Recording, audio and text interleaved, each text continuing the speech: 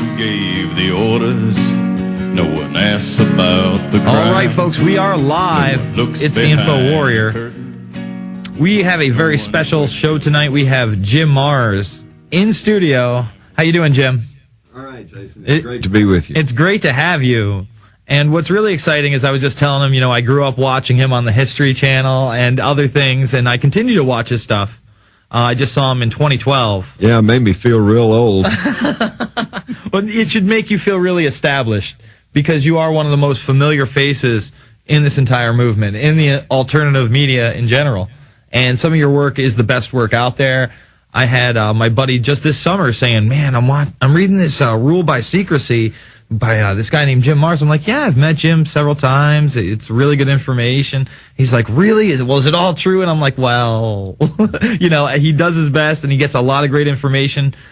And he has really been at the forefront of showing, you know, connections between UFOs, secret societies, martial law, the Nazis, the current administration, the elites. I mean, you name it, you've covered it. Well, you mentioned Rule by Secrecy. Let me just tell you this, Jason.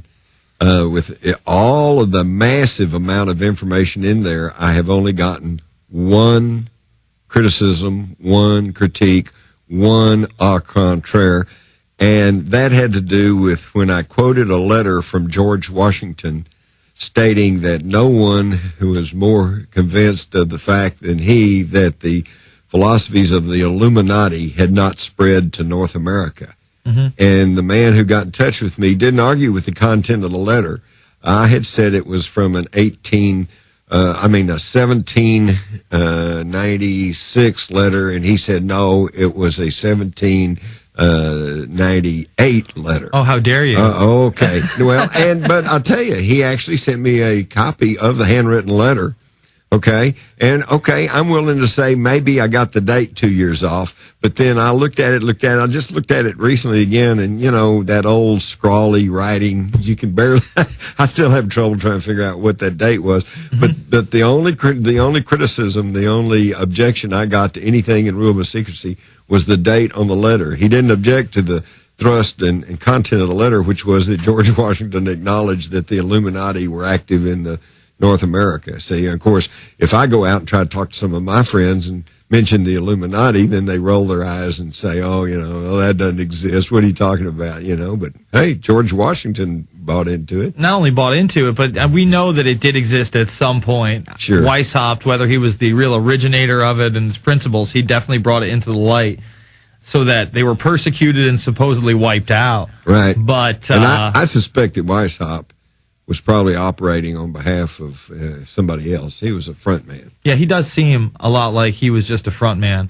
And again, exactly, front men, and all of a sudden they're gone, but they say they'll come back after another name. What really, I think, spells it out for me is that they're a do-as-thou-wilt group. Right. Any means necessary. Right. And you look throughout history, and history, especially large events, whether it be, you know, World War I, 9/11, are started by these false flag type events where they actually take out citizens and then they clamor to those citizens and say something must be done. And this is their strategy again and again and again. That's where they have abused the Hegelian dialectic. George Hegel was a German philosopher. Back about the Age of Enlightenment, he came up with a fairly simple formula for identifying human discourse and how we handle things, okay? In other words, so if you want to go see one movie, that's a thesis. That's your thesis. I want to go see this movie. If I want to go see another movie, then that's antithesis or the antithesis. And then so we have a problem there, okay? And so then we have a solution, which is synthesis, okay? So it's problem, reaction, solution. And it basically just, that's what happens. And what we do is we'd flip a coin or we'd do something and work it out. Then usually we go see movie C, right? That we could both agree to. We got to take a break right now. We're going to come back with Jim Mars. We're going to take your phone calls as well. It's the Info Warrior with Jason Bermas, PrisonPlanet.tv, Infowars.com.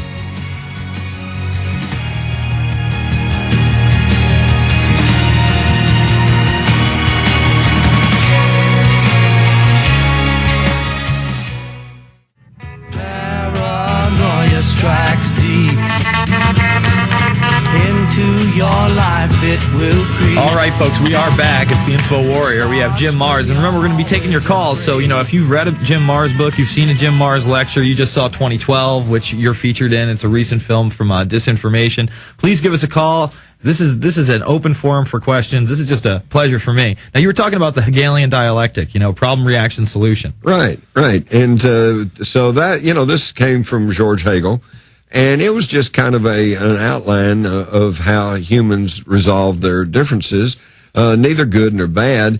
The people, though, who are trying to lord it over us, they took it one step further. They said, why wait for a problem?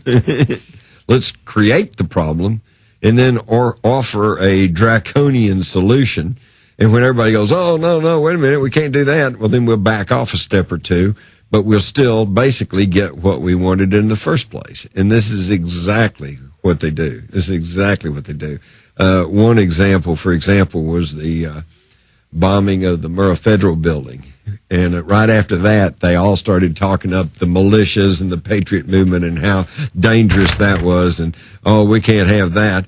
And so there was legislation put forth in anti-militia, anti-terrorist legislation, even back during the Clinton years. But everybody, said, wait a minute, we don't want to give up all our liberties. And so they softened it down and they cut parts out of it. But they still went ahead and passed some. And it was just another step towards where we are today, where now they're telling you can't grow a garden and you gotta put numbers on all your ammo. And if you don't, you're a criminal. And they're now, they've been building these FEMA concentration camps. And that's not me talking. That's not Jim Marrs. I'm not calling them concentration camps. The Attorney General, under George W. Bush, the first guy, he called them concentration camps and said, yeah, this is what we need to do. John Ashcroft, right? Mm-hmm. Yeah. And he called them concentration camps. Well, of course, and everybody goes, concentration camps, oh my God, we can't do that, blah, blah, blah. And they've hassled around over that for a few years. Well, now we got Obama in, and now they've actually got legislation legitimizing and legalizing these concentration camps. Mm-hmm. And it's just going right over everybody's head because you don't hear this reported in the corporate mainstream media. Well, the big story today over at Prison Planet was this thing in Schenectady, martial law. Now, this is the county over from where I went to high school. Right. Okay.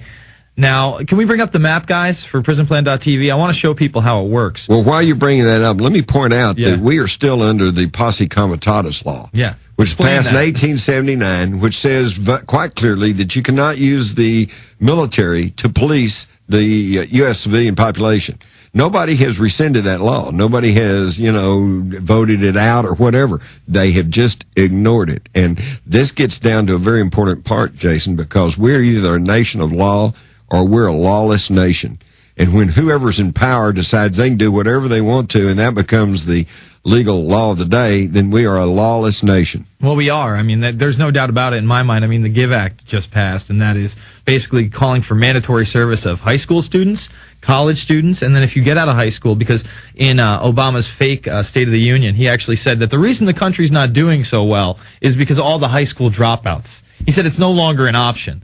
Okay, and he kind of demonized them for why our country was, it's not that we've shipped all the jobs out, that we accept second and third world labor. It's not that, we don't create anything here anymore. It's not that we let the Federal Reserve take over. It's not any of that. It's the high school dropouts. It's all the high school dropouts. But, there is a problem with high school dropouts. These are young men and women, and they're in the prime of their life. They got a lot of adrenaline running through them and a lot of estrogen and everything else. And the authorities worry about people like that just on the streets. They may form Al-Qaeda cells. Yeah, how dare they? They may actually go out and demonstrate and do something. Yeah, they're not so docile. Exactly. They're not all fluoridated. This was all written down back in the early 60s in the report from Iron Mountain, which they claim was some kind of fake, but I'm now pretty convinced it was not. Henry Kissinger worked on that, by the way, and the whole idea was they were trying to figure out, because Kennedy wanted to end the Cold War, and so they were studying, well, what are we going to do to keep the economy going to replace war? And basically what they came up with is there's really nothing else to replace it with, because when you have a war, then you conscript all these young people and you put them in a military force, and then you control them and guide them and turn them into good little automatons, and then they're good little citizens, and you don't have to worry about them being out on the street and objecting to your military adventures. Okay, so and here we are. Except there's still such a resistance to the draft that now they're just going to draft the high schoolers, right? It's not only that, but there's basically saying if you don't do college out of high school, and even if you do, you got to do 100 hours of community service a year. This is for every college student. I'm thinking to myself, what, do they get caught drinking downtown underage, or, with a little bit of marijuana? What is this? This is mandatory now. And then they say, well, you'll have to be in a new social program run by one of our new bureaucracies then. A secondary school, kind of like a BOCES after high school. You're going to learn a trade. They're going to make it seem glamorous. Well, as Newsweek said on the cover here a couple of weeks ago, now we're all socialist. This is the Hitler Youth. This is the little young communist league. Yeah, there it is. We're all socialists now. So we all, the only difference. Well, no, I started to say the only difference is they won't be wearing some little uniform.